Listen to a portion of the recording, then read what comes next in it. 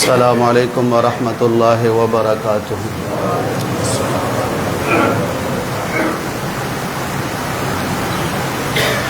الحمد للہ وکفی وسلام علی عبادہ الذین اصطفی، اما بعد فاعوذ باللہ من الشیطان الرجیم، بسم اللہ الرحمن الرحیم۔ مالک یوم الدین، صدق اللہ العظیم وصدق رسولہ النبی الکریم، ونحن علی ذلک لمن الشاہدین والشاکرین، والحمد للہ رب العالمین۔ درود شریف پڑھ لو۔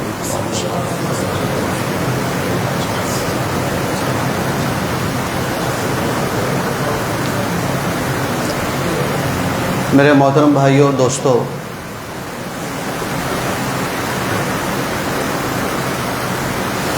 قیامت کیوں ضروری ہے؟ اللہ جل شانہ نے قرآن میں بار بار عقلی اور نقلی دلیلوں سے یہ ثابت کیا ہے کہ قیامت قائم ہونی ہے اور کیوں ہونی ہے، لیکن اس کے باوجود بھی ایک طبقہ ہمیشہ رہا، آج بھی ہے، آئندہ بھی ہوگا، جو قیامت کا انکار کرتے ہیں، قیامت کو نہیں تسلیم کرتے۔ اب قیامت کے دن ہونا کیا ہے؟ قیامت کے دن اللہ جل شانہ نے عدل فرمانا ہے، انصاف فرمانا ہے، فیصلے فرمانے ہیں۔ اب وہ عدل اور انصاف اور فیصلے کس کے بارے میں ہوں گے؟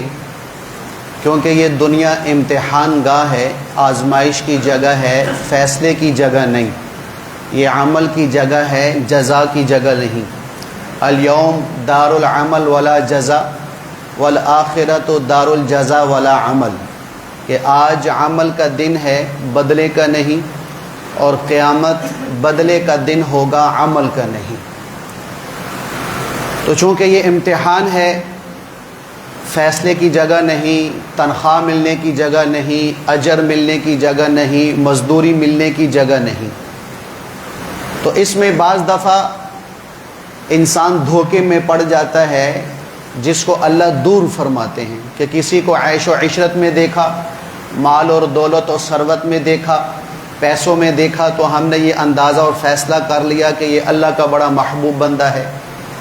کسی کو پریشانی میں دیکھا، مصیبت میں، دکھ درد میں، تکلیف میں دیکھا، تو ہم کہہ رہے ہیں کہ بھئی یہ اللہ کے ہاں بڑا مبغوض ہے، اللہ کے ہاں اس کی کوئی حیثیت نہیں، کوئی مقام نہیں۔ نہیں، ایسی بات ہی نہیں، کیوں کہ دنیا فیصلے کی جگہ نہیں ہے، فیصلے کی جگہ وہ قیامت ہے، فیصلے کا دن وہ قیامت کا دن ہے۔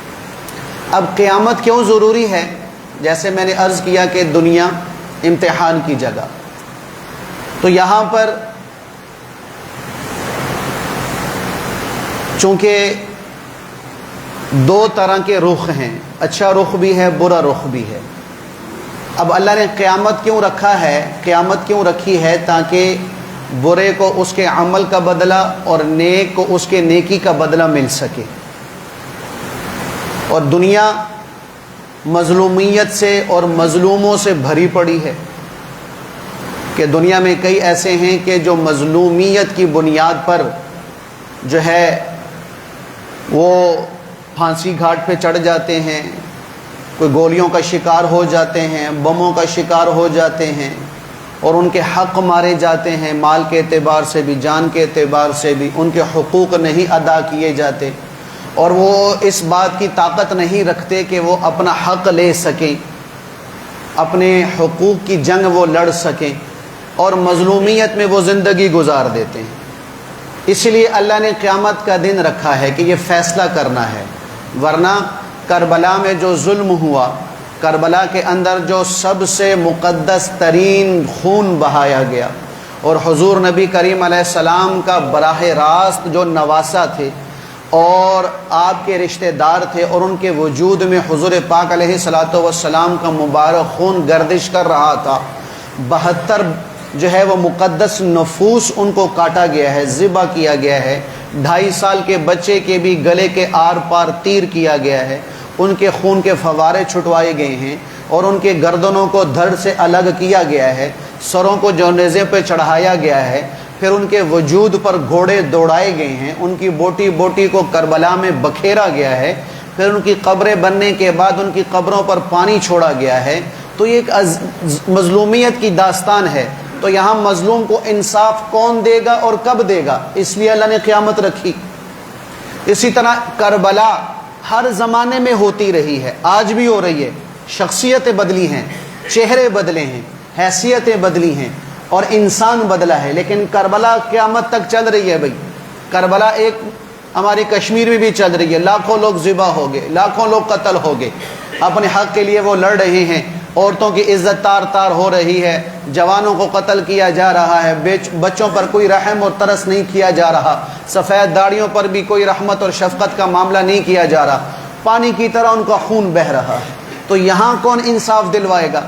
یہاں مظلوم کو کون انصاف دلوائے گا اور ظالم کو کٹہرے پہ کون کھڑا کرے گا؟ اس لیے اللہ نے قیامت کا دن رکھا ہے۔ یہ آپ کا لال مسجد اسلام آباد والی، اس پہ کتنا ظلم ہوا ہے کہ ایسے ایسے کیمیکل وہاں پر پھینکے گئے ہیں کہ انسان کا جسم، گوشت، پوشت، یہاں تک کہ ہڈی بھی پانی ہو گئے تھے، ایسا کیمیکل پھینکا گیا۔ ہزاروں بچیاں شہید ہوئی ہیں، ہزاروں بچوں کو یہاں سے اغوا کیا گیا ہے اور کوٹھے پر بٹھایا گیا ہے اور ان سے جو ہے وہ بدکاریاں کروائی جا رہی ہیں، نہ ان کا آگے کا پتہ نہ پیچھے کا پتہ۔ پورا مدرسہ تھا جہاں پر اللہ اس کے رسول کی بات ہوتی تھی، سب کو زمین کے برابر کر دیا، آج وہاں جنگل بنا ہوا ہے۔ تو یہاں مظلوم کو انصاف کون دے گا؟ ظالم کو کون پکڑے گا؟ اس لیے اللہ نے قیامت رکھی ہے، اس لیے اللہ نے قیامت رکھی ہے۔ اللہ کی قسم اگر ہم تعصب کی عینک اتاریں اور سوچیں اور سمجھیں سمجھداری کے ساتھ، تو بے ساختہ زبان پہ اللہ اکبر کا نعرہ آئے گا کہ یا اللہ بے شک تو نے قیامت جو رکھی ہے صحیح رکھی ہے۔ اگر تو قیامت کا دن نہ رکھتا تو ظالم اور مظلوم تو کٹھے چل رہے تھے، تو مظلوم کی ہائے ہائے کون سنتا اور ظالم کی اس جو ہے وہ اس کے ظلم کو، اس کو لگام کون ڈالتا؟ حلال کھانے والا اور حرام کھانے والا، یا اللہ ان میں فرق کون کرتا؟ رشوت لینے والا اور رشوت نہ لینے والا، یا اللہ ان میں انصاف کون کرتا؟ پاک دامنی کے ساتھ اپنی زندگی گزارنے والا یا والی اور زنا کرنے والا یا والی، یا اللہ ان میں فیصلہ کون کرے گا؟ حق کے لیے لڑنے والا اور اپنا حق چھوڑ دینے والا، یا اللہ ان میں فیصلہ کون کرے گا اور کب کرے گا؟ چٹنی سے کھانا کھانے والا اور ایک آدمی سود پر اور رشوت پر اور حرام پر اپنی نسل کا اور اپنا پیٹ پالنے والا، یا اللہ ان میں انصاف کون کرے گا؟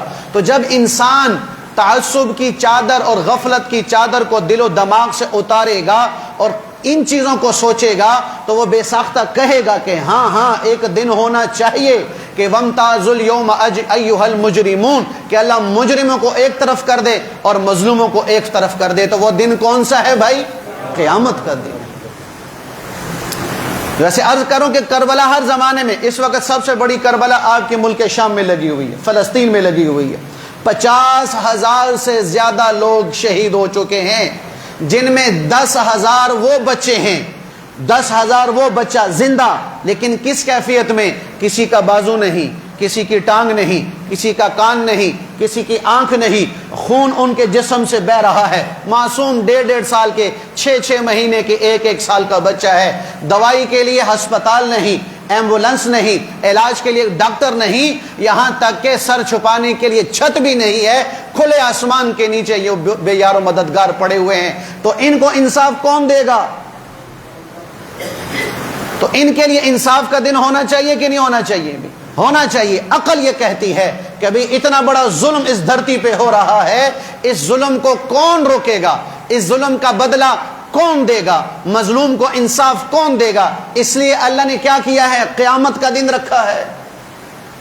اور قیامت کے دن انصاف کرنے والا کون ہے بھائی؟ اللہ ہے۔ اللہ قرآن میں کہتا ہے کہ مالک یوم الدین، قیامت کا مالک میں ہوں۔ مالک کسے کہتے ہیں؟ جس کو کلی اختیار ہوتا ہے، جو کسی سے نہ دبنے والا، نہ کسی کے آگے جھکنے والا، نہ کسی سے ڈرنے والا، نہ کسی کی دھمکی میں آنے والا، اور نہ کسی سے مجبور ہونے والا، جو اپنے فیصلوں میں اختیار رکھتا ہے اور کلی اختیار رکھتا ہے۔ اور وہ کون ہے بھائی؟ صرف اللہ ہے۔ اس لیے اللہ نے قرآن میں کہا مالک یوم الدین، کہ قیامت کے دن کا میں مالک ہوں۔ یا اللہ، کیا آپ کا اس وقت جو دنیا چل رہی ہے اس کے آپ مالک نہیں ہیں کہ آپ نے اپنی ملکیت قیامت کے ساتھ خاص کر لی کہ میں قیامت کے دن کا مالک ہوں؟ دنیا کی آپ ملکیت نہیں ہے، بولو بھائی اللہ دنیا کا بھی مالک ہے کہ نہیں؟ لیکن اللہ قیامت کے دن کی ملکیت کو خاص بیان کر رہا ہے. کیوں؟ اس لیے کہ دنیا میں حقیقی مالک تو اللہ ہے، لیکن اللہ نے بندوں کو بھی عارضی ملکیت دی ہوئی ہے. آدمی کہہ دیتا ہے بھئی یہ مکان کس کا؟ جی میرا، میں اس کا مالک ہوں. جی میں موبائل کس کا؟ جی میں اس کا مالک ہوں. یہ گاڑی کس کی؟ جی میں اس کا مالک ہوں. یہ فیکٹری کس کی؟ جی میں اس کا مالک ہوں. یہ موٹر سائیکل کس کی؟ جی میں اس کا مالک ہوں. یہ زمین میں اس کا مالک ہوں. تو عارضی طور پر بندوں کی طرف اللہ نسبت کر کے اس کو مالک بنا رہا. قیامت کے دن اللہ نے اعلان کیا کہ مالک یوم الدین. سنو، قیامت کے دن ساری عارضی ملکیتیں سب کی ختم کر دوں گا. حقیقی اور صحیح معنوں میں جو ملکیت ہوگی وہ صرف میری یعنی اللہ کی ہوگی. اس لیے اللہ قرآن میں کہتا ہے لمن الملک اليوم.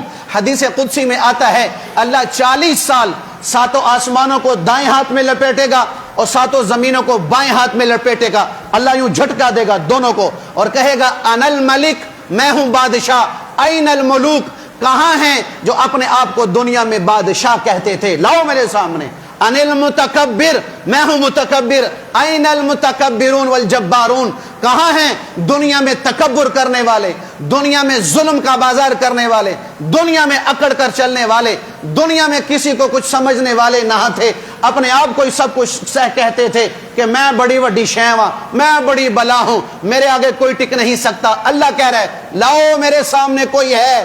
40 سال تک اللہ کی یہ آواز گونجتی رہے گی، کوئی جواب دینے والا نہیں ہوگا. پھر اللہ خود کہے گا للہ الواحد القہار، آج اکیلے قہار یعنی اللہ کی بادشاہت ہے. اس لیے اللہ نے کیا کیا؟ سب کی ملکیت پہ اللہ نے پانی پھیر دیا. اس لیے یہاں پر عقیدہ سمجھو، نظریہ سمجھو کہ قیامت کے دن کلی اختیار کس کو ہوگا بھائی؟ کہ اس کے حکم کے بغیر کوئی حرکت نہ کر سکے گا. وجود ہلانا تو دور کی بات، زبان بھی نہ ہلا سکے گا. کیا غوث، کیا قطب، کیا ولی، کیا ابدال، کیا امام، کیا تابعی، کیا صحابی، کیا نبی اور کیا امام الانبیاء، جب تک میرا رب اجازت نہیں دے گا اللہ کی قسم کسی کی زبان کچھ کہہ نہ سکے گی. تو قیامت کے دن بولنے کی اجازت کون دے گا بھائی؟ اللہ دے گا. جب امام الانبیاء محمد مصطفیٰ صلی اللہ علیہ وسلم اللہ کی اجازت کے بغیر بات نہ کر سکیں گے، بول نہ سکیں گے، شفاعت نہ کر سکیں گے، سفارش نہ کر سکیں گے، سوال نہ کر سکیں گے، اللہ کے سامنے کچھ بات نہ کر سکیں گے، تو پھر باقی نبیوں کی کیا مجال، امتیوں کا کیا مقام، ولیوں اور غوث اور قطبوں کی کیا حیثیت؟ جب نبی میرا حبیب علیہ الصلوۃ والسلام خاموش ہے، نہیں بول رہے جب تک اللہ کی طرف سے اجازت نہ ہو. میں ہوائی بات نہیں کر رہا کہ کہیں فتویٰ نہ لگ جائے مولوی صاحب تو حضور کی شفاعت کے انکار کرنے والے ہیں. نہیں، اٹھاؤ قرآن، اٹھاؤ 30 سپارہ، اٹھاؤ آیت الکرسی. اللہ کیا فرماتا ہے؟ من ذا الذی یشفع عندہ الا باذنہ.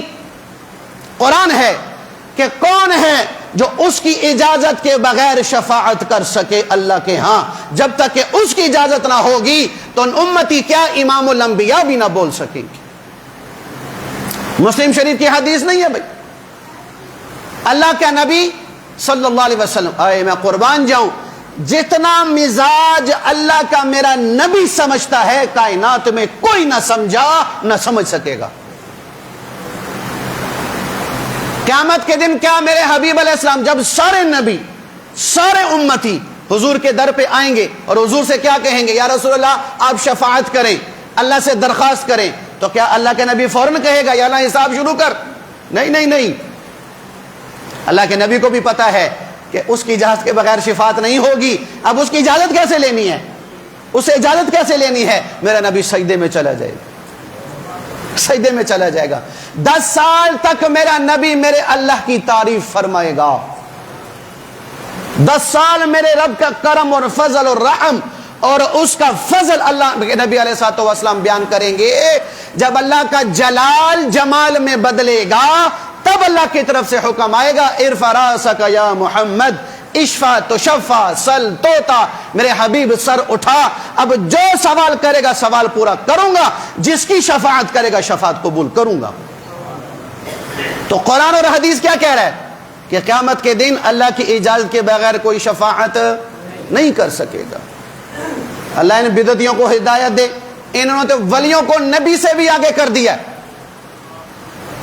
نبیوں کو ولی سے بھی، ولی کو نبیوں سے، امام الانبیاء سے بھی آگے کر دیا، اور یوں ایک نظریہ اور یوں ایک صورت پیش کرتے ہیں کہ جیسے اللہ اللہ نہیں ہے، اللہ بندہ ہے، اور ولی بندہ نہیں ہے، اللہ ہے۔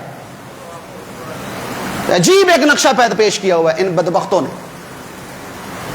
نام رکھا ہوا ہے مدنی چینل۔ اللہ کی قسم میں نے اپنی ہوش میں کبھی مدینہ نہیں دیکھا وہاں پر کہ مدینے کی نماز دکھائی جا رہی ہو، مدینہ کا روزہ دکھایا جا رہا ہو، اور مدینے کی باتیں کی جا رہی ہوں، اور مدینے والے کی حدیثیں بیان کی جا رہی ہوں، مدینے والے کی زندگی بیان کی جو کبھی میں نے نہیں دیکھا۔ یا تو پاپا جائیں لگے ہوئے ہیں، یا غوث الاعظم لگے ہوئے ہیں، یا اعلیٰ حضرت لگے ہوئے ہیں۔ نام کیا رکھا ہوا ہے چینل کا بھی؟ کام کوئی مدری نہیں۔ اب ایک جاہل آدمی یہ بیان کر رہا ہے کہ غوث الاعظم رحمت اللہ علیہ فرماتے ہیں کہ میں قیامت کے دن اللہ سے کہوں گا یا اللہ جب تک میرا ایک مرید بھی جہنم میں پڑا ہوا ہے میں نے جنت میں نہیں جانا۔ یہ اختیار اللہ نے کس کو دیا ہو بتاؤ بھائی؟ کس کو دیا ہوا یہ اختیار؟ یہ مقام کس کو دیا ہوا ہے؟ صرف ایک ہستی کو، وہ ہستی کا نام محمد مصطفیٰ صلی اللہ علیہ وسلم۔ وَلَسَوْفَ يُعْطِيكَ رَبُّكَ فَتَرْضَىٰ، میرے حبیب میں آپ کو اتنا دوں گا کہ آپ راضی ہو جائیں گے۔ یا اللہ پھر میں اس وقت تک راضی نہیں ہوں گا جب تک میرا ایک امتی بھی جہنم میں پڑا ہوا ہے۔ اب یہ امتی کو نبی کے برابر کر رہے ہیں، نبی کو رب کے برابر کر رہے ہیں۔ یہ گستاخی نہیں، یہ بے ادبی نہیں، اور عجیب عجیب قصے کہانیاں اور ایسے اللہ کی قسم یہ حق ولی ہیں، ان کی ولایت میں کوئی شک نہیں، اللہ کے نیک بندے ہیں، ان کی نیکی میں کوئی شک نہیں، لیکن جس طریقے سے تم پیش کرتے ہو اللہ کی قسم لگتا ہے کہ یہ ولی نہیں ہے، نعوذ باللہ کوئی مداری ہے۔ یہ پنڈی کا ایک مولوی غوث الاعظم رحمت اللہ علیہ نے مرغی کھائی، ہڈیاں پھینکی، مرغی زندہ ہو گئی اور عربی بولنا شروع کر دی۔ چلو یار اللہ نے اگر ان کے ہاتھ سے یہ کرامت ظاہر کر بھی دی ہے تو لوگوں کو بتانے کی ضرورت، اگر یہ کرامت ہم نہیں بتائیں گے غوث الاعظم رحمت اللہ علیہ کی تو ان کی غوثیت میں، ان کے ولی ہونے میں کوئی کمی آ جائے گی؟ تماشا بنایا ہوا ہے ولیوں کا۔ پھر کیا ہوتا ہے؟ انجینئر جیسے لوگ پیدا ہوتے ہیں کہ جو صحیح کو بھی غلط کی بھینڈ چڑھا کر سب پہ چھری چلا دیتے ہیں۔ کسے کہانیاں یہ سناتے ہیں اور چھری کس پہ چل رہی ہوتی ہے بھائی؟ غوث الاعظم رحمت اللہ علیہ، علی حجویری رحمت اللہ علیہ، سلطان باہو پر، ان پہ چھری چل رہی ہوتی ہے۔ تو لہذا قیامت کے دن شفاعت کا اختیار کسی کو نہیں ہے۔ کس کو ہوگا؟ جس کو اللہ اجازت دیں گے، اور قیامت کے دن سب سے پہلے اجازت کس کو ملے گی بھائی؟ حضور نبی کریم علیہ الصلوۃ والسلام۔ تو اللہ کے نبی کیا کریں گے؟ شفاعت کریں گے۔ بولو بھائی، اللہ کے نبی کیا کریں گے؟ اللہ کی تعریف کریں گے۔ تو اس لیے حقیقی اور سچے رب کی تعریف کرو، جھوٹوں کی تعریف سے اللہ تمہیں بچا لے گا، ورنہ پھر در در کی لوگوں کی ٹی سی کرنی پڑے گی۔ ٹی سی سمجھتے ہو نا بھائی؟ پورا جملہ نہیں بول سکتا۔ در در کے لوگوں کی تعریف کرنی پڑے گی، چاپلوسی کرنی پڑے گی، خوش آمدید کرنی پڑیں گی، ان کے پیچھے جانا پڑے گا، ان کے در پہ جوتیاں گھسانا پڑیں گی۔ اللہ کی قسم اس رب کے در پہ آ جاؤ، اس کی تعریف میں لگ جاؤ، اللہ ہر در سے بے نیاز کر دے گا، اور ہر جھوٹے سے اللہ جان چھڑوا دے گا۔ اس کی تعریف کرنا سیکھو۔ اور دعا کا یہ طریقہ سنت کے مطابق دعا مانگو۔ ہم دعا مانگتے کس طرح سے ہیں؟ پہلے دعا مانگنے کا طریقہ نہیں، ہاتھ اٹھائے ہوئے ہیں، ہاتھ بھی چل رہے ہیں، کبھی ناک میں، کبھی منہ میں، کبھی سر میں، کبھی بغل میں، اور مانگ کس سے رہے ہیں؟ اللہ سے۔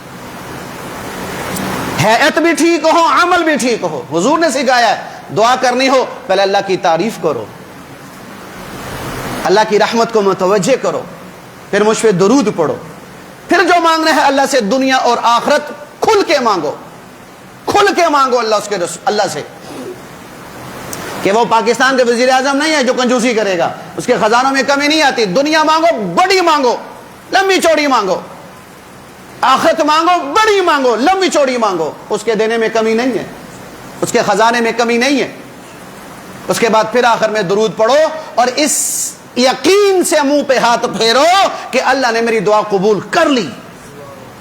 یقین کی بنیاد پر فیصلہ ہے۔ اور بخت نصر گزرا نا، بڑا بدبخت آدمی گزرا ہے، لیکن تھا سخی. اس کے پاس ایک مچھیرا مچھلی لے کے آیا، بڑی خوبصورت مچھلی. بادشاہ نے مچھلی دیکھی بخت نصر نے، تو کہا اس کو 400 دینار دے دو. 400 دینار آج کا کوئی 3-4 کروڑ روپیہ بنتا ہے. بیوی نے دیکھا کہ ایک معمولی سی مچھلی کے لیے 400 دینار دے دیے، تو کل کو کوئی ایک آدمی اس سے بھی کوئی قیمتی چیز لے آیا تو اس کو پہ زیادہ دینا پڑے گا نا، کہ مچھلی کا 400 ہے تو میں تو قیمتی چیز لے کے مجھے زیادہ پیسے دو، تو خزانہ تو خالی ہو جائے گا. تو بیوی نے بادشاہ کے کان میں خسر پھسر کر کے کہا کہ آپ نے یہ کیا کر دیا ہے، خزانہ خالی ہو جائے گا. کیا کروں؟ کہ اس کو واپس بلاؤ، اس کو کہو کہ یہ مچھلی نر ہے کہ مادہ. اگر وہ کہ یہ نر ہے تو تم نے کہنا مجھے مادہ چاہیے، پیسے واپس کر. اگر وہ کہے کہ بھی مادہ ہے، تم نے کہنا مجھے نر چاہیے، پیسے واپس کر. اب یہ خسر پھسر ہو رہی ہے، مچھرے نے دیکھ لیا کہ بھی کیا کان بھرے جا رہے ہیں. بھائی ادھر بات سنو بھائی، اچھا یہ مچھلی نر ہے کہ مادہ؟ یہ مچھلی نر ہے کہ مادہ؟ کہا بادشاہ سلامت گزرا ہے، نر نہ مادہ گزرا ہے. ان کا کہنا 400 اور دے دیو. اب اس کو 400 اور دے دیے، 800 ہو گئے. اب اس نے پیسے پکڑے ہوئے، ایک سکہ نیچے گر گیا، اس نے فوراً وہ سکہ اٹھا لیا. بیوی کو پھر غصہ آ گیا کہ بدبخت ہے، 800 دینار لے لیے ہیں، ان کی نسلوں کو بھی کافی ہے، ایک تو چھوڑ دیتا. بادشاہ کو کہا اس کو کبھی ایک تو نہیں کیوں اٹھایا، یہ رہنے دیتا. پھر بلایا کہ بھی تو نے ایک کیوں اٹھایا ہے، یہ تو چھوڑ دیتا. ایک کام 800 لے جاتا تو کون سی قیامت آ جانی تھی. کہا نہیں بادشاہ سلامت، اس پہ آپ کی تصویر ہے، اس پہ آپ کا نام ہے، تو میرے دل نے گوارا نہیں کیا کہ آپ کی تصویر اور نام کسی کے پاؤں پر آئے، اس لیے میں نے اٹھا لیا. کہ 400 اور دے دیو.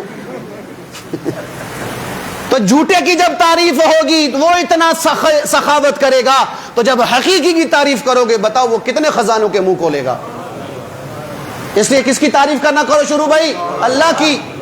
چھوڑ دو لوگوں کی تعریف، لوگوں کی واہ واہ چھوڑ دو. یہ کبھی تم سے راضی، اپنی بڈھی راضی نہیں ہوندی تو کسی نے کی راضی کریں گے. اپنے بچے راضی نہیں ہوتے، بیوی راضی نہیں ہوتی، ماں باپ راضی نہیں ہوتے، ان کی تعریف کر کے تک جاؤ گے، تھوڑی سی اونچ نیچ کر دو گے سب پہ پانی پھیر دیں گے. تو لہٰذا ہم کیوں نہ اس ذات کو راضی کریں جو راضی ہونے میں بڑی جلدی کرتا ہے، ناراض ہونے میں بڑی دیر کرتا ہے. تو وہ کون ہے بھائی؟ اللہ. بات سمجھ آئی بھائی؟ دوسری گزارش، اللہ فرما رہے کہ مالک یوم الدین. کیا مطلب؟ اللہ کی قسم یہ لفظ مالک، اس کو کبھی تنہائی میں بیٹھ کے سوچو نا. اللہ نے اس لفظ میں اتنی شفقت، اتنی محبت، اتنی بخشش چھپا کے رکھی ہوئی ہے، اور مجرموں اور گنہگاروں کے لیے اتنی وسعت رکھی ہوئی ہے کہ جب انسان سوچتا ہے تو اللہ کی قسم رحمت کا ایک سمندر سامنے نظر آتا ہے. اللہ کیا فرما رہے ہیں قیامت کے دن؟ اللہ کہہ رہے ہیں اے میرے بندو، میرے پاس آنا ہے تو مجھے قاضی یوم الدین سمجھ کے نہ آنا، مجھے مالک یوم الدین سمجھ کے آنا، مجھے جج سمجھ کر نہ آنا، مجھے مالک سمجھ کے آنا. اب جج میں اور مالک میں دو موٹے فرق سمجھا کر بات پوری کروں گا. دو موٹے فرق کہ جج کسے کہتے ہیں، مالک کسے کہتے ہیں. پہلا فرق، جج اسے کہتے ہیں جو اپنے قانون کا پابند ہوتا ہے، قانون سے ہٹ کر وہ فیصلہ نہیں کر سکتا، وہ جج ہوتا ہے. مالک وہ ہوتا ہے جو قانون کا پابند نہیں، چاہے تو قانون کے مطابق فیصلہ دے، چاہے اپنی مالکیت کے اختیار کو استعمال کرتے ہوئے قانون کے خلاف فیصلہ دے، اسے کوئی پوچھ نہ سکے. اسے جج اور اسے مالک کہتے ہیں. اس کو مثال سے سمجھو. ہاں ایک آدمی ملزم لے کر آیا جج کی عدالت میں، گواہوں کے ذریعے، ثبوتوں کے ذریعے، استغاثے کے ذریعے سے اس نے کیا کیا؟ اس ملزم کا جرم ثابت کر دیا. اب جج کیا کہتا ہے؟ جج کہتا ہے کہ ٹھیک ہے بھائی، تیرے گواہ بھی ٹھیک، تیری گواہیاں بھی ٹھیک، ثبوت بھی ٹھیک، دلیل بھی ٹھیک، استغاثہ بھی ٹھیک، دعویٰ بھی ٹھیک، تو نے ملزم کو مجرم ثابت کر دیا. لیکن چونکہ میں جج ہوں تو میں اپنے جج ہونے کے اختیار کو استعمال کرتے ہوئے اس مجرم کو پھر بھی رہا کرتا ہوں. بتاؤ بھی کائنات میں پاکستان سمیت کسی دنیا کا کوئی عدالت کا جج یہ بات کر سکتا ہے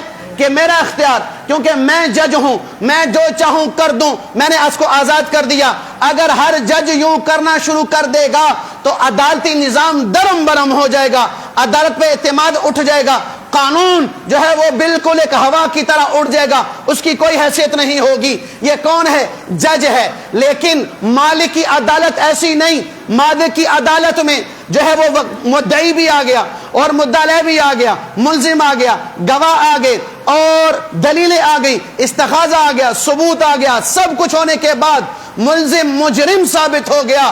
مالک کہتا ہے کہ بھئی میں قانون کا پابند نہیں ہوں, میں چاہوں گا تو قانون کے مطابق اس کو سزا دے کر جیل بھیج دوں گا, اور میں قانون کا پابند نہیں, میں اپنی مالکیت کے اختیار کو استعمال کرتے ہوئے اسے آزاد کر دیتا ہوں اور کر دوں گا. بتاؤ بھئی مالک کو کوئی پوچھ سکے گا؟ نہیں. مثال سے سمجھو, فیکٹری میں چوری ہو رہی ہے, فیکٹری میں چوری ہو رہی ہے. مالک نے جی ایم کو بلایا, بھئی چوری روکو, چور پکڑو, نقصان ہو رہا ہے. جی ایم صاحب نے اب بھاگ دوڑ شروع کر دی, لوگوں کو لگا دیا, کیمرے لگا دیے, بس اپنی طرف سے پوری کوشش کر رہا ہے. تو بڑی تگ و دو کے بعد چور پکڑ لیا سامان سمیت. اب جی ایم نے کیا کیا, اس چور کو سامان سمیت اور ثبوتوں سمیت لے گیا جج کے پاس. کس کے پاس لے گیا بھائی؟ جج کے پاس. جج نے کہا ثبوت بھی ٹھیک ہے, گواہ بھی ٹھیک ہے, دلیل بھی ٹھیک ہے, چور بھی پکڑا گیا ہے, مال بھی برآمد ہو گیا ہے, لیکن چونکہ میں جج ہوں میں پھر بھی بری کرتا ہوں. بتاؤ بھی جی ایم شور ڈالے گا کہ نہیں؟ احتجاج کرے گا کہ نہیں کرے گا؟ کیونکہ جج اپنی اختیار کو غلط استعمال کر رہا ہے. جج کس کا پابند ہے؟ قانون کا. اب یہی جی ایم فیکٹری کے مالک کے پاس اس چور کو سامان سمیت, ویڈیو سمیت, گواہوں سمیت لے جاتا ہے. مالک سے کہتا ہے مالک یہ چور بھی ہے, یہ سامان, یہ گواہ, یہ دلیل, یہ ویڈیو. مالک کہتا ہے ٹھیک ہے, چور ثابت ہو گیا, لیکن میں پھر بھی اس کو بری کرتا ہوں, میں پھر بھی کیا کرتا ہوں اس کو. اب جی ایم یہاں پر شور ڈالے گا تو مالک کیا کہے گا کہ تو فیکٹری کا پیو لگنا. مالک تو میں ہوں, مالک تو میں ہوں نا, میں جو چاہے کروں, چاہے چور کو سزا دوں, چاہے چور کو آزاد کروں, جو چوری کا سامان ہے وہ بھی اس کو دے دوں. تو کوئی مالک کو پوچھ سکتا ہے؟ نہیں پوچھ. حدیث میں آتا ہے اب قیامت کے دن اللہ کی عدالت کون سی ہوگی بھائی؟ جج والی کے مالک والی؟ مالک والی ہوگی نا. حدیث میں آتا ہے کہ اللہ کی بارگاہ میں ایک آدمی پیش ہوگا, گنہگار آدمی. اللہ اس کے سامنے اس کے گناہ رکھے گا, چند گناہ رکھے گا, باقی کو چھپا دے گا. اللہ اس کو کہے گا بندے تو نے یہ گناہ کیا, کانپ جائے گا. اقرار کے علاوہ کوئی حل نہیں. جی اللہ کیا ہے. یہ جرم کیا, جی اللہ کیا. یہ جرم کیا, یا اللہ کیا. یہ جرم کیا, یا اللہ کیا ہے. سارے گناہوں کا اقرار کروانے کے بعد اللہ کہے گا کہ جا میں نے سارے گناہ معاف کر دیے. حدیث میں آتا ہے سارے گناہ معاف کر دیے. بتاؤ یہاں فرشتہ احتجاج کر سکتا ہے؟ یا اللہ پوری زندگی ہمیں کرامن کاتبین کو اس ڈیوٹی پہ کیوں لگایا, ہم سے فلم کیوں بنوائی, ذرہ ذرہ لمحہ لمحہ کیوں لکھوایا؟ کر سکتا ہے؟ کیوں نہیں کر سکتا؟ کیوں کہ وہ کس کی عدالت ہے؟ مالک کی عدالت ہے, جج کی عدالت نہیں ہے. جب اس کے سارے گناہ معاف ہو جائیں گے نا تو وہ شخص جھجکتا کہے گا یا اللہ میرے کچھ اور گناہ پیچھے بھی پے ہیں, میرے گناہ پیچھے اور پڑے ہوئے ہیں, تو اللہ ان کو بھی معاف کر دے گا. تو کیا جج کی عدالت میں مجرم یہ کہہ سکتا ہے جج صاحب آپ نے 2-3 کیس سے تو مجھے بری کر دیا, میرے تے 2 کیس اور بھی نے, وہ بھی سنو؟ بولو بھائی, جج کی عدالت میں یہ ہو سکتا ہے؟ یہ کس کی عدالت میں ہوگا؟ مالک کی عدالت. تو اس لیے اللہ کہہ رہا قیامت کے دن مجھے قاضی یوم الدین سمجھ کے نہ آنا, مالک یوم الدین سمجھ کے آنا. اور اس سے جتنی بڑی امید رکھو گے وہ اتنا بڑا فیصلہ کرے گا. جتنا بڑا خیر والا گمان اللہ سے رکھو گے اتنی بڑی اس کی طرف سے رحمت کی بارش ہوگی. حدیث قدسی میں اللہ کے نبی فرما رہے ہیں, حدیث قدسی کسے کہتے ہیں؟ الفاظ نبی کے ہوتے ہیں لیکن نسبت نبی کس کی طرف کرتا ہے؟ اللہ کی طرف کرتا ہے. فرما رہے اللہ کہہ رہے انا عند ظن عبدی بی, میرے حبیب میرے بندوں کو کہہ دو کہ یہ مجھ سے جیسا گمان رکھیں گے میں ویسا ہی فیصلہ کروں گا, دنیا میں بھی آخرت میں. امام احمد بن حنبل رحمۃ اللہ کا انتقال ہو رہا, بیٹے کو بلایا, کہ بیٹے اللہ کی رحمت کی جتنی بھی حدیثیں ہیں مجھے سناؤ. وفات کا وقت ہے, جتنی بھی اللہ کی طرف سے رحمت کی, بخشش کی اور اس کی طرف سے نعمتوں کی اور گناہوں کے معاف کرنے کی اور بڑے بڑے گناہوں کے گناہگاروں کے گناہوں پر پانی پھیرنے کی جتنی حدیثیں مجھے سناؤ کہ اس سے میری ملاقات ہو رہی ہے تو میں اعلیٰ پیمانے کی امید لے کے اس کے در پر جاؤں. تو جتنی بڑی امید اس کے پاس لے کر جاؤ گے اللہ کی قسم وہ اس کے مطابق فیصلہ کرے گا, اس کے مطابق فیصلہ کرے گا. تو اللہ کون ہے بھی قیامت کے دن؟ بولو بھی بولو سارے. مالک یوم الدین ہے, قاضی یوم الدین نہیں ہے. تو اللہ یہی کہہ رہے کہ مجھے مالک سمجھنا. اور مالک اور قاضی میں پہلا فرق کیا ہے کہ قاضی اور جج کس کا پابند ہوتا ہے بھائی, اور مالک کسی چیز کا پابند نہیں ہوتا. چاہے تو خود فیصلہ کر دے قانون کے مطابق, چاہے قانون کے خلاف فیصلہ کر دے, اسے کوئی پوچھنے والا نہیں ہے. یہ کون ہے بھائی؟ اللہ ہے, یہ اللہ ہے. اب اس لفظ مالک پر غور اور خوض کرنے سے بتاؤ بھی اللہ کی رحمت کی آس بڑھتی ہے کہ کم ہوتی؟ ہماری گناہ کتنے ہیں بھائی؟ کتنے ہمارے گناہ ہیں؟ لاہور بھر سکتے ہیں ایک آدمی کے گناہ, پورا پاکستان بھر سکتے ہیں, یہ درے راوی بھر سکتے ہیں, یہ مسجد نہیں بھر سکتے ایک آدمی اتنے گناہ کر لے تو. لیکن اللہ کی رحمت کی وسعت پہ قربان جاؤں, فرمایا کہ تم اتنے گناہ کرو, ایک آدمی اتنے گناہ کرے کہ میری ساری زمین کو گناہوں سے بھر دے, پھر گناہ کرے اس پہ تہ لگ جائے, اتنی بڑی تہ لگتے لگتے لگتے لگتے فضا, خلا, کہکشاں, ستارے, سیارے, سورج, چاند سب کو بھرتے ہوئے اس کے گناہوں کی تہ میرے پہلے آسمان تک پہنچ جائے اور میرے پہلے آسمان کے فرشتے اس گناہوں کی نحوست سے پریشان ہو جائیں, اس کی بدبو سے پریشان ہو جائیں. اللہ فرماتے ہیں غم نہ کرنا, گھبرانا نہیں اور ڈرنا نہیں, پیچھے نہیں ہٹنا, لوگوں کی باتوں میں نہیں آنا. اللہ معاف فرمائے, ہم نے تو پسے پردہ خدائی کا دعویٰ کیا ہوا ہے بھائی. کسی گنہگار کو دیکھ لیتے ہیں, ہم کیا کہتے ہیں؟ اے تو ہے ہی جہنمی, یہ تو ہے ہی بدبخت, اس کو توبہ کی توفیق نہیں ملنی, اس کو تو نیکی کی توفیق نہیں ملنی, اس نے تو کبھی دین پہ چلنا ہی نہیں ہے, لہذا میری طرف وہ کاٹا پھیر دے چھری, کافر ہے, مرتد ہے, انہیں بے ایمان ہو کے مرنا جے. اللہ کہہ رہا ہے کس نے اختیار دیا تمہیں؟ کس نے اختیار تمہیں دیا ہوا ہے؟ کیا یہ حدیث آپ نے نہیں پڑھی؟ حضور پاک علیہ الصلوۃ والسلام ارشاد فرمایا ایک آدمی ہوتا ہے جنتی لیکن زندگی اس کی جہنمیوں والے عمل میں گزر رہی ہوتی ہے, یہاں تک وہ عمل کرتا ہے کہ اس کے اور جہنم کے درمیان ایک بالشت کا فاصلہ رہ جاتا ہے, لیکن مرنے سے پہلے اللہ اسے ایسا عمل کروا دیتا ہے کہ سارے گناہوں کو معاف کر کے جنت میں داخل کر دیتا ہے. اور ایک ہوتا آدمی جہنمی, عمل اس کے سارے جنتیوں والے کہ اس کے اور جنت کے درمیان ایک بالشت کا فاصلہ رہ جاتا ہے, لیکن موت سے پہلے یا موت کے وقت ایسا عمل یا ایسی بات اس کی زبان سے اللہ نکلواتا ہے کہ ساری نیکیوں پہ پانی پھر جاتا ہے اور جاتا ہے جہنم میں.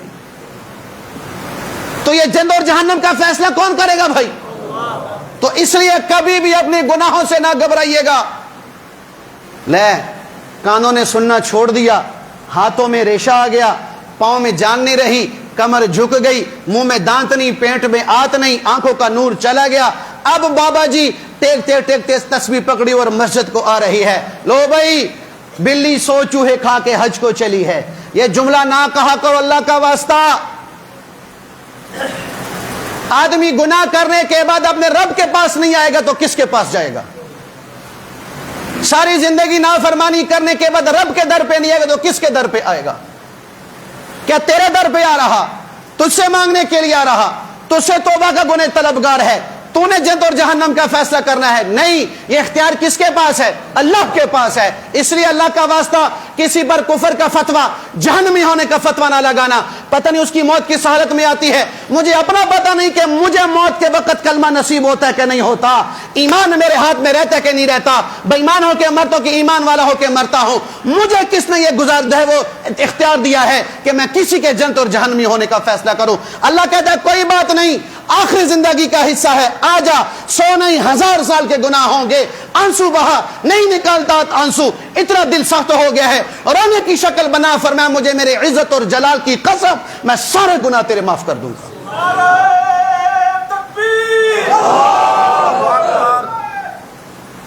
اس لیے بھائیو نا امید رب کی ذات سے نہیں ہونا اور کسی کے عمل کو دے کر فیصلہ بھی نہیں کرنا. امریکہ میں جماعت گئی, مشہور قصہ ہے، پرانا قصہ ہے. کوئی 100 سال کے قریب ایک بابا جماعت والوں کو دیکھ کر مسجد میں آ گیا. ان کے اعمال، ان کے اخلاق، ان کے کردار افعال کو دیکھا، دل متاثر ہوا کہ اسلام لانا چاہتا ہوں. غسل کروایا، پاک کیا نماز کے لیے. جو اس کو کلمہ پڑھانے کے بعد نماز کا وقت ہے، نماز کے لیے کھڑا کر دیا. کہا بابا جی جیسے ہم کریں گے ویسے آپ نے کرنا ہے. 100 سال عمر، 100 سال کفر میں گزرے. کہا ٹھیک ہے. اب نماز کے لیے اللہ اکبر ہاتھ باندھے، اس نے بھی ہاتھ باندھ دیا دیکھ کر. اب یہ رکوع میں، اس نے دیکھا وہ بھی رکوع میں. اب یہ کھڑے ہوئے، اس کو دیکھا وہ بھی کھڑا ہو گیا. سجدے میں دیکھا تو وہ بھی سجدے میں. اب وہ سجدے میں ہی ہے. پوری نماز ہو گئی، سلام پھر گیا، بابا سجدے سے نہیں اٹھ رہا، ہلایا تو مر چکا تھا. تو جماعت والوں نے کہا دنیا جو مزے کی تھے آخرت جو مزے کر رہے ہیں. تو یہ معاملہ کس کے ہاتھ میں ہے بھائی؟ اللہ کے. اس لیے گنہگاروں سے بھی عرض کر رہا ہوں، لوگوں کی باتوں میں نہ آنا کہ ساری زندگی شراب پیتا رہا، زنا کرتا رہا، سود کھاتا رہا ہوں، 4 مہینے لا کے سانو مسلمان کرنٹ ہو رہے ہیں. پہلے اپنے آپ نو ویک. کسی کی باتوں میں نہ آنا. اجر کس سے لینا ہے بھائی؟ اللہ سے. اللہ اجر سے لینا، اجر جو ہے وہ اللہ سے لیں گے. جیسے حدیث میں کیا ہے، قرب قیامت میرے دین پہ چلنا ایسا ہوگا جیسے آگ کا انگارہ لے کر ہاتھ میں پھرنے والا. انگارہ ہاتھ میں رکھو تو بڑا مزہ آتا ہے نا بھائی. تکلیف ہوتی کہ نہیں ہوتی؟ کہ دین پہ چلنے والا ایسا ہی ہوگا کہ سب سے بڑی مخالفت اس کی گھر سے اٹھے گی. تو جتنی بڑی مخالفت اتنا بڑا اجر. مفتی زین العابدین صاحب رحمۃ اللہ علیہ اجتماع میں تشریف فرما تھے. حاجی عبد الوہاب صاحب رحمۃ اللہ ایک حدیث بیان فرمائی. کہا حضور پاک علیہ الصلوۃ والسلام نے ارشاد فرمایا کہ بھئی جو بعد میں آنے والے یعنی ہم لوگ جو دین پہ چلیں گے، دین پہ، تو قیامت کے دن تمہارے 50 اور وہ ایک آدمی اجر میں برابر ہوگا. تمہارے 50 اور وہ ایک آدمی اجر میں برابر ہوگا. مفتی زین العابدین صاحب نے یوں حاجی عبد الوہاب کو دیکھا. عبد الوہاب صاحب نے فرمایا مفتی صاحب کیا دیکھتے ہو؟ میرے نبی کا فرمان ہے. صحابہ نے پوچھا یا رسول اللہ ہمارے 50 کے ان کے 50 کا نہیں، تمہارے 50. قیامت کے دن تم 50 ایک طرف اور آخری دنوں میں قیامت کے قریب لوگ جو اسلام پہ چلنے والے، دین پہ چلنے والے ہوں گے، وہ اکیلا تمہارے 50 کے اجر کے برابر ہوگا. اجر کے برابر ہوگا، مقام کے نہیں بھائی، یہ ذہن میں رکھنا، صحابی نہ بنا دینا. تو سمجھ آئی بھائی اللہ کیا کہنا قیامت کے دن میرے پاس؟ بولو بھائی، کس ذہن سے آنا؟ مالک سمجھ کے آنا، جج سمجھ کے نہ آنا. دوسرا فرق جج اور مالک میں. جج کی عدالت ہو تو خدمات وکیل سے لی جاتی ہیں. کس سے لی جاتی ہیں بھائی؟ وکیل سے لی جاتی ہیں. ایک آدمی نے کوئی جرم کیا، پکڑا گیا، کیس چلا گیا سیشن کورٹ، وکیل پکڑا، سیشن کورٹ نے مجرم بنا دیا. گھر والے آرام سے بیٹھیں گے؟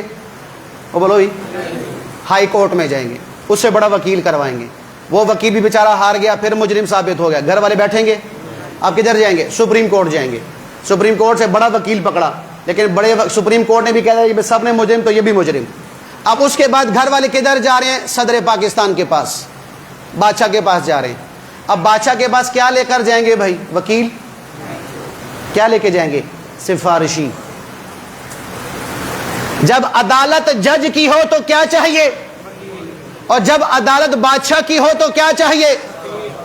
تو بادشاہ کہے گا کہ بھئی میرے پاس وکیل نہیں جی، ہم آپ کے پاس وکیل نہیں لے کے آئے. ایم پی اے لے کے آئے ہیں سفارشی، ایم این اے لے کے آئے ہیں سفارشی، وزیر لے کے آئے ہیں سفارشی، آپ کا بیٹا لے کے آئے ہیں سفارشی، آپ کا بھتیجا لے کے آئے ہیں سفارشی. تو عقل کیا کہتی ہے کہ جب عدالت جج کی ہو تو وکیل چاہیے، اور جب عدالت مالک کی ہو تو پھر کیا چاہیے؟ سفارشی. اور قیامت کے دن اللہ کی عدالت کون سی ہے؟ جج والی کہ مالکیت والی؟ مالک والی ہے. تو اللہ کو وکیل نہیں چاہیے، اللہ کو سفارشی چاہیے. اللہ کو سفارشی چاہیے. سفارشی کون ہوگا؟ ہاں جی یہ کون ہے؟ کہ جی خاندان کے 50 آدمی ہیں، جہنم واجب ہو چکی ہے، کبھی جنت جانے کے لیے کیا بنے گا؟ کہ سفارشی چاہیے. کہ لاؤ حافظ قرآن. حافظ قرآن آئے گا، سفارش کرے گا، 50 کو جہنم سے نکالے گا، جنت میں ڈال دے گا. 70 آدمی کھڑے ہیں، خاندان کے کون ہے بھائی جہنم واجب ہو چکی ہے، کیسے بچیں گے؟ سفارشی لاؤ. خاندان کا شہید آئے گا، سفارش کرے گا، 70 کو جہنم سے نکال نکال کر جنت میں ڈالے گا۔ 400 لوگ خاندان کے کھڑے ہیں، کون ہے بھائی؟ جہنم واجب ہو چکی ہے، کیسے نجات ہوگی؟ وکیل کا نہیں، سفارشی چاہیے، تو حاجی آئے گا، حاجی سفارش کرے گا، اس سفارش پر 400 لوگوں کو جہنم سے نکال کر جنت میں ڈال دیا جائے گا۔ اب کون ہے؟ 400 خاندان ہے، ہزاروں لوگ کھڑے ہیں، کون ہے بھی؟ جہنمی ہے، کیسے بچت ہوگی؟ کیسے نکلیں گے؟ وکیل نہیں جی، وکیل نہیں چاہیے، سفارشی چاہیے۔ کون سفارشی؟ کا ایک عالم دین لایا جائے گا، وہ سفارش کرے گا، ہزاروں لوگ ایک عالم کی شفاعت پر جہنم سے نکل کر جنت میں داخل ہو جائیں گے۔ تو مالک کی دربار میں کیا چاہیے؟ سفارش۔ اللہ اکبر۔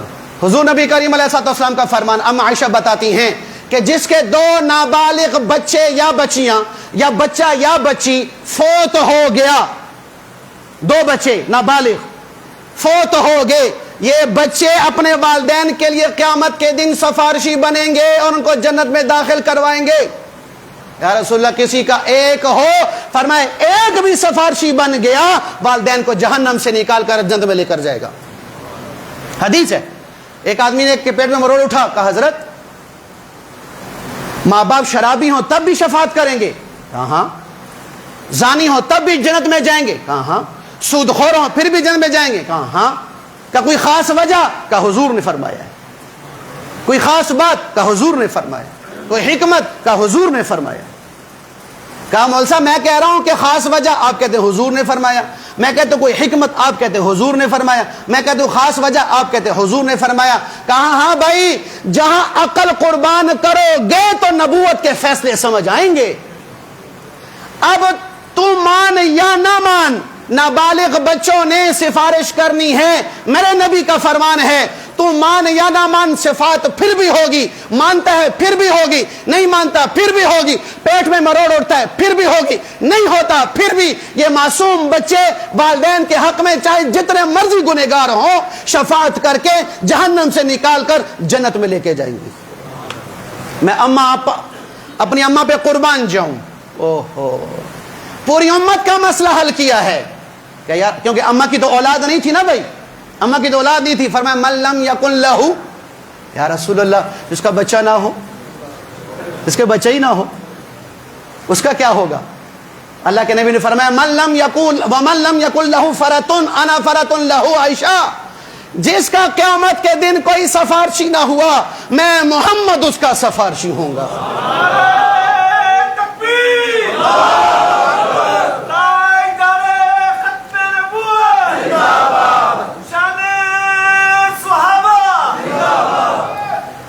میں اس کا سفارشی ہوں گا۔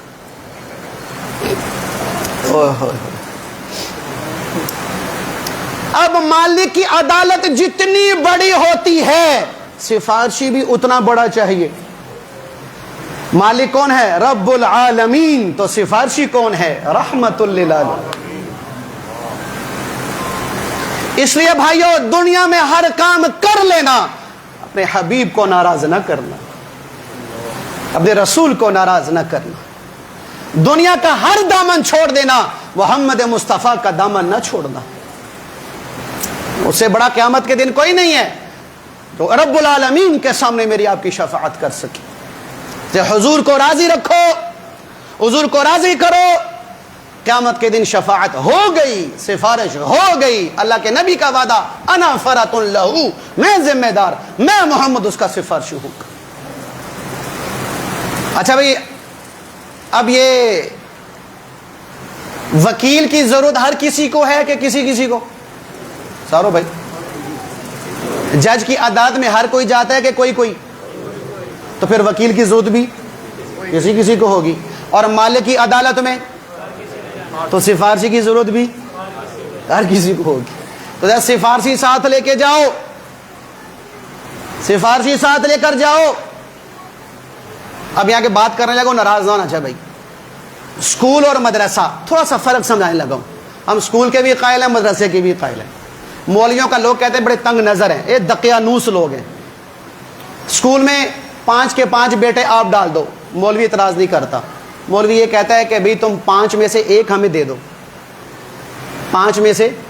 کبھی ایسا مولوی سنا جو کہتا ہے بھی مدرسے اسکول نہ پاؤ، فارغ ٹائم ضائع کر رہے ہو، سارے ادھر لے آؤ؟ کبھی سنا کسی مولوی کے منہ سے؟ تو پھر مولوی کو ہم تنگ نظر کیوں کہتے ہیں؟ تنگ دل کیوں کہتے ہیں؟ 4-5 روپیہ دو، ایک سانو دے دیو، ایک سانو دے دیو. کیوں؟ اسکول بچے کو وکیل بناتا ہے، مدرسہ بچے کو سفارشی بناتا ہے. اور جج کے دربار میں کوئی جاتا ہے، اس سے وکیل بھی کوئی مانگتا ہے. مالک کی عدالت میں سب نے جانا ہے، لہذا سفارشی بھی سب کو چاہیے. تو سکول ضرورت ہے مگر کسی کی، مدرسہ ضرورت ہے مگر ہر کسی کی. وہ بات سمجھ آئی کہ نہیں آئی بھائی؟ تو سبھی سفارشی دنیا میں لے کر جاؤ اپنے ساتھ، عالم بنا دو، حافظ بنا دو. سفارشی آ گیا دنیا میں، سفارشی آ گیا. اب بچپن میں اولاد کو مارنا کس کے اختیار میں ہے؟ وہ تو کسی کے اختیار میں نہیں ہے نا بھائی کہ اپنے بچہ مار دے تو کوئی سفارشی بھیجنے ہوتے پڑھو جی کیچ کرو، یہ تو نہیں کر سکتے نا بھائی. لیکن حافظ بنانا، عالم بنانا یہ اختیار میں ہے کہ نہیں؟ اچھا بھائی دوسری بات، خدا نہ خواستہ مجرم جیل میں ہے، رات کو سپرنٹینڈنٹ کا فون آ گیا کہ آپ کا قیدی جو تھا جی وہ فوت ہو گیا. تو اب اس کو آپ ترتیب بنائے لینے کی. تو یہاں کس کی ضرورت پڑے گی؟ وکیل کی. کس کی ضرورت پڑے گی؟ اب یہ گھر والے وکیل کے پاس جائیں گے کہ مدرسے جائیں گے؟ اونچی بولو بھائی. کیوں؟ بندہ مارا گیا اور وکیلوں کی کرنا ہے.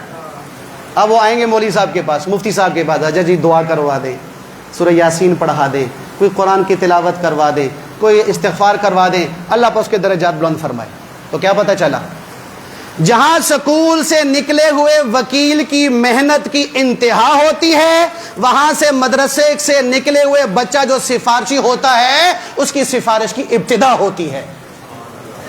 تو لہذا کیا کرو بھائی، سفارشی اپنے ساتھ لے کر جاؤ کہ مالک کے دربار میں پیش ہونا ہے اور اس دربار میں ہر ایک نے پیش ہونا ہے. تو اپنے ساتھ کیا لے کر جاؤ بھائی؟ سفارشی لے کر جاؤ. اور جس کی اولاد ہے ہی نہیں اس کا سفارشی کون؟ محمد مصطفیٰ صلی اللہ علیہ وسلم. تو اسے بھئی اللہ کو کیا سمجھنا ہے قیامت کے دن؟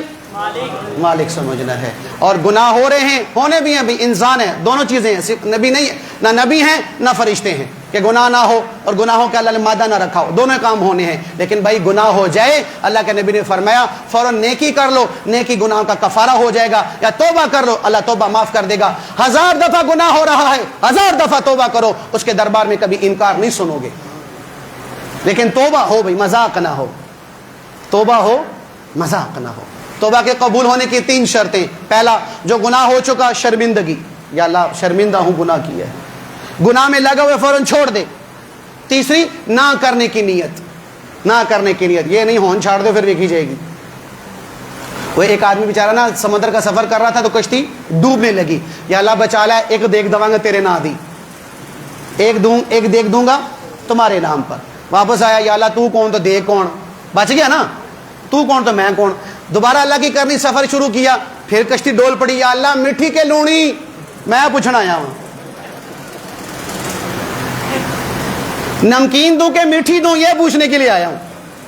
ہمارا یہ حال ہے.